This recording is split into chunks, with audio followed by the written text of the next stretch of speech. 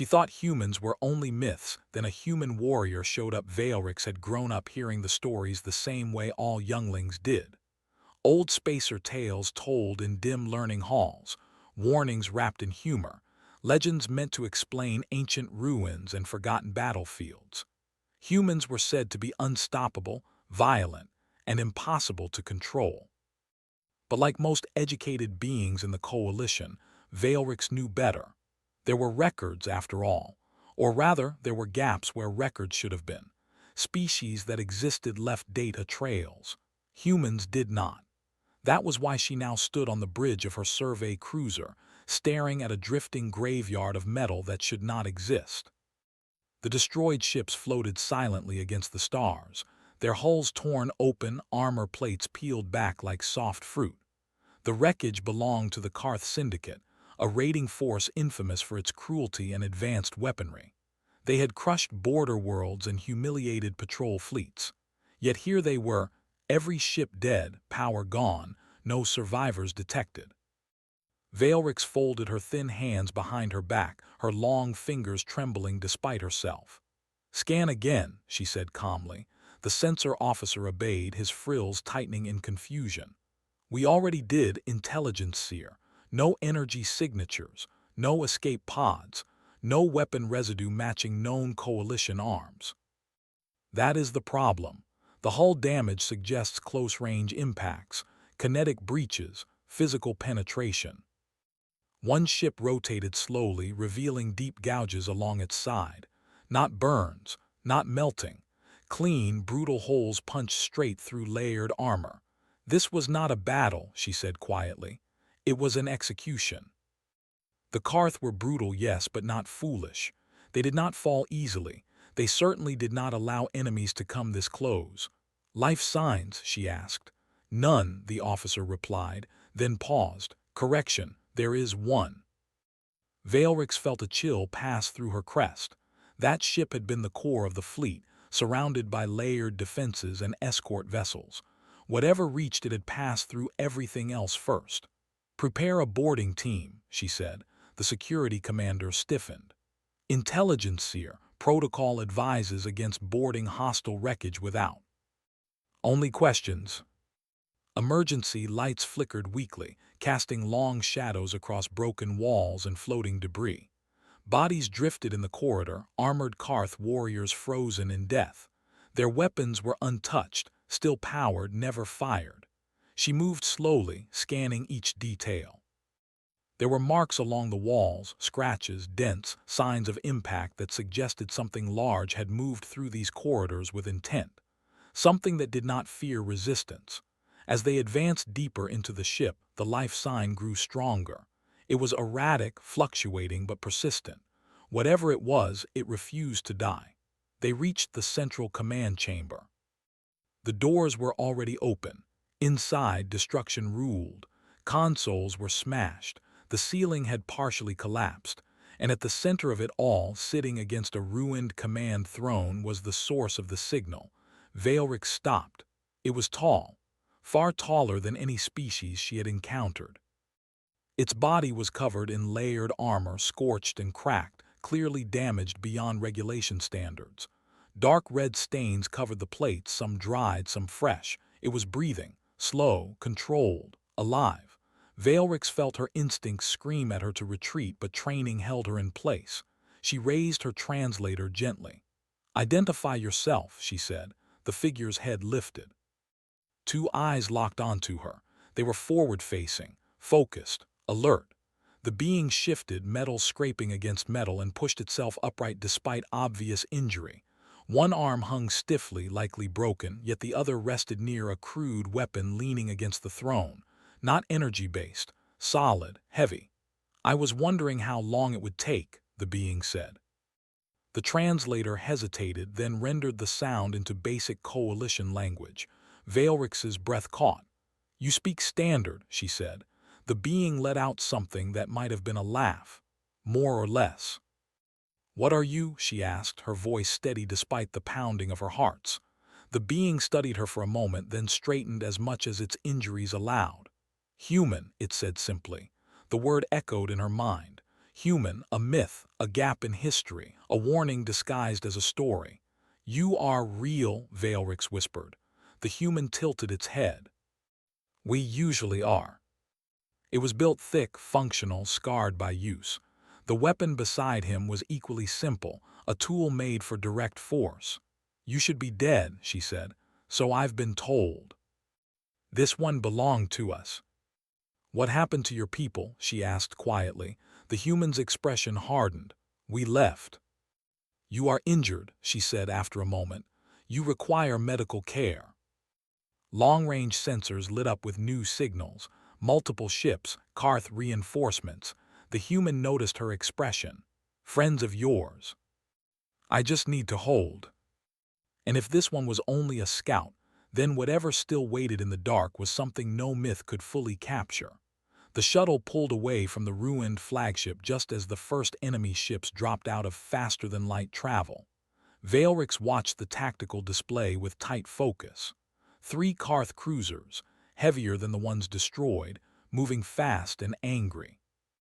They had come to reclaim wreckage, survivors, or answers. They would find none of those things easily. Behind her, strapped into a medical restraint, the human sat in silence. Coalition medics worked carefully around him, their movements slow and cautious. Every scan returned readings that made them uncomfortable. His bones were cracked, one lung partially collapsed, internal bleeding barely contained. By all logic, he should have been unconscious. Instead, his eyes followed every movement in the shuttle, sharp and aware. Remain still, one medic said, voice strained. Your body is under severe trauma. If those ships reach us, take these off. Then I won't need to. Prepare for jump. I've stood through worse. Veilrix turned to him sharply. You said you would not fight. Several crew members were thrown from their stations. Shields down to 70%, Tactical shouted. Veilrix steadied herself. Return fire. Another impact shook the ship. Jump drive at 15 seconds, navigation called out. Veilrix made a decision. Hold fire. They lost a fleet, the human replied. Fear follows loss. Stars stretched and vanished as the cruiser tore through space. For a brief moment there was only silence. Then alarms returned. Multiple jump signatures, navigation shouted. They followed us. Sparse stars, cold planets, nowhere to hide. The Karth emerged seconds later, weapons already charging. Shields at 30%, Tactical reported. Veilrix turned to the human. You said you would not fight. What is that? Veilrix asked. A doorbell, he said. He pressed it. Nothing happened. Several crew members exchanged uneasy glances. That's it, the security commander asked. The human slid down into a seated position back against the wall. Now we wait. We cannot survive another volley. The shockwave slammed into every ship, human and Karth alike. Consoles sparked. Gravity fluctuated wildly. The bridge lights flickered. The crew stared at the display in stunned silence. A ship had appeared. No, not a ship, a fortress. Its hull was dark, scarred, layered with armor so thick it distorted sensor readings. Weapons lined its surface, not sleek or beautiful, but heavy and numerous. Engines burned like caged stars. Then another appeared, and another. 5 human vessels emerged, each one different, each one terrifying. The Karth ships froze. The human opened his eyes. Sorry we're late, a voice echoed across the bridge, transmitted on an open channel. It was deep, steady, unmistakably human. We were watching. Human ships moved with brutal efficiency. No warning shots, no speeches. Kinetic rounds tore through Karth hulls, punching clean holes where shields failed to adapt. Missiles followed, guided with terrifying precision. The battle lasted less than a minute. When it ended, nothing remained of the Karth ships but drifting debris. Veilrix stared, unable to speak. The human pushed himself to his feet once more, swaying slightly. Told you, he said. They always follow. He was alone. Most of us. We're consequences. Crew members whispered quietly, fear mixing with awe. No one had ever seen vessels like these outside of banned archives and dismissed legends. The human warrior sat on a medical bench near the bridge, finally allowing coalition medics to work on him. Even now, he did not lie down. He remained upright, eyes open, watching everything. Veilric stood near him, her thoughts restless. "You called them," she said. "Yes," the human replied. "You knew they would come." Veilric's display lit up with layered priority codes. "They are demanding answers," she said. "Of course they are," the human replied. A secure channel opened, filling the bridge with the image of a coalition overseer. Its form shimmered with authority markings, eyes sharp and calculating. "Intelligence Seer Veilrix," the overseer said. "Explain why unauthorized warships are operating under your proximity." "Human. You are a security risk," the overseer said. "You will be detained for study." Overseer, this individual prevented a major threat from expanding into coalition space. The tension was not fear, it was restraint. The overseer spoke again more carefully. "Why have humans returned? We shared tech defense lives, then we were betrayed. You are admitting to information suppression. Civilians, prison transports. You monitor the galaxy," she said quietly. "Yes," the human replied, "from far away. Coalition policy does not recognize unilateral enforcement." A boarding request came through. Veilrix frowned. "They want to take you into custody. They don't believe yet." The human stopped. Then he moved, not fast, not flashy, just enough. He stepped inside the firing arc, grabbed one drone and smashed it into another. Sparks flew, metal bent. A third drone fired, but he twisted, letting the shot pass close enough to burn his armor. He slammed the drone into the floor until it stopped moving. The entire encounter lasted seconds. Veilrix stared.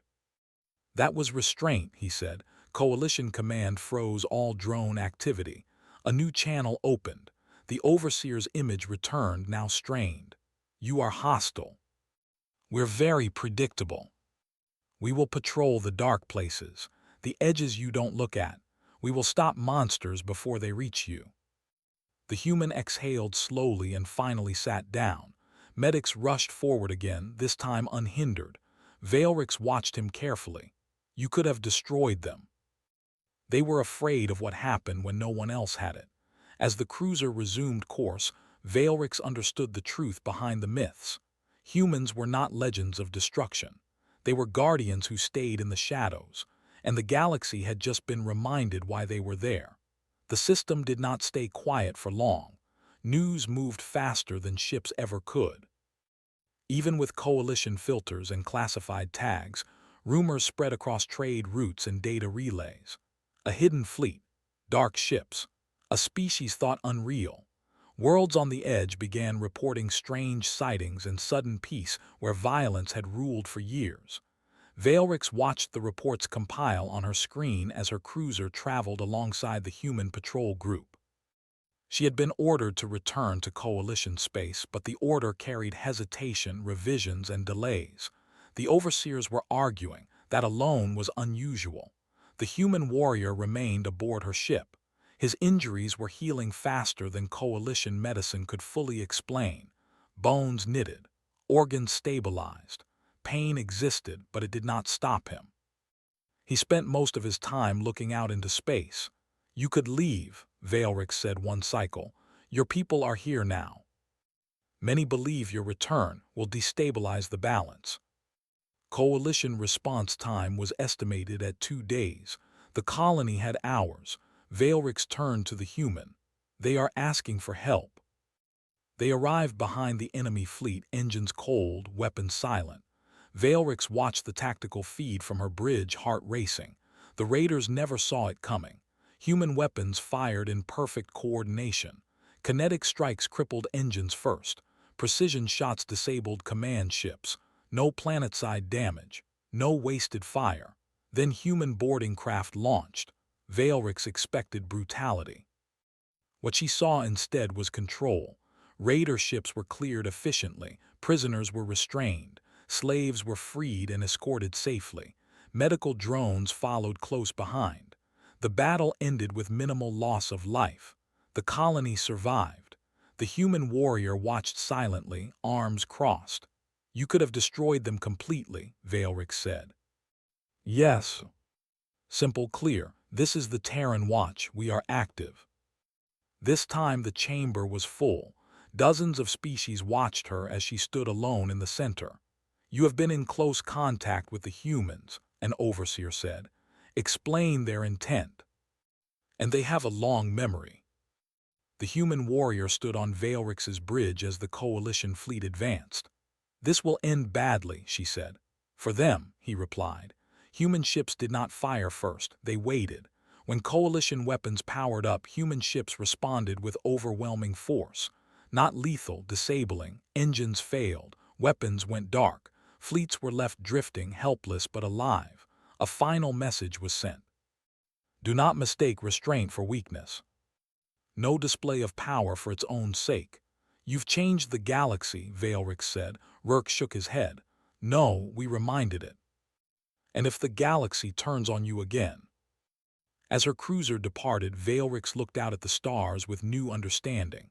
The galaxy was no longer alone in the dark, and that terrified and comforted her all at once. The galaxy did not celebrate the return of humans.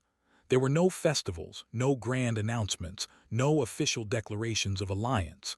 Instead, there was silence, careful silence.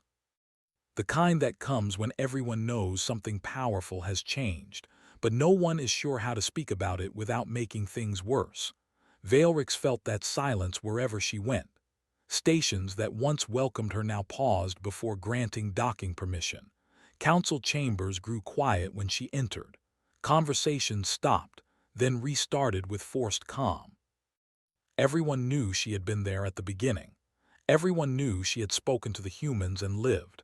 That alone made her different. She stood now on an observation deck, looking out at a star system that had once been a major smuggling route. It was empty, clean, peaceful. Human patrols had passed through weeks ago and then vanished, leaving nothing behind except safety. The human warrior stood beside her. He was healed now, at least by human standards. Scars remained, deep and visible, but his movements were steady again. His armor was repaired, though still marked by old damage he refused to erase. "The Council wants a final answer," Veilrix said. "They want to know what comes next." "That is not an answer they will accept." The overseer appeared, older than before, lines of stress visible even through the projection.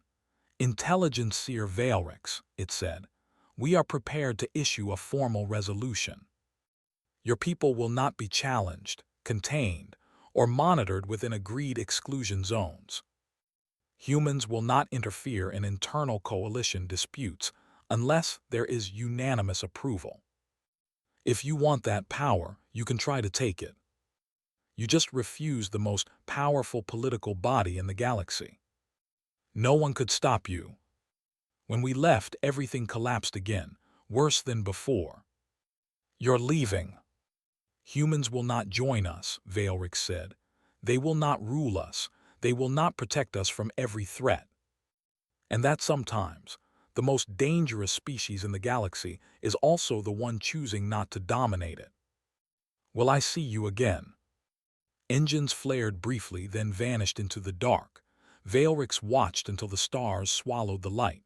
In the cycles that followed, the galaxy adjusted. Trade routes reopened. Border worlds rebuilt. Conflicts still happened, but they ended faster now. Not because humans intervened every time, but because everyone remembered what happened when lines were crossed. Stories spread again. Not myths, warnings. Children learned that somewhere beyond the maps there were humans, watching, waiting, not for praise, not for control, only for the moment when someone decided suffering was acceptable. Veilrix returned to her duties, wiser, quieter, changed. Sometimes, when she looked out into the void, she imagined human eyes looking back. And for the first time in her life, the darkness did not feel empty. It felt guarded.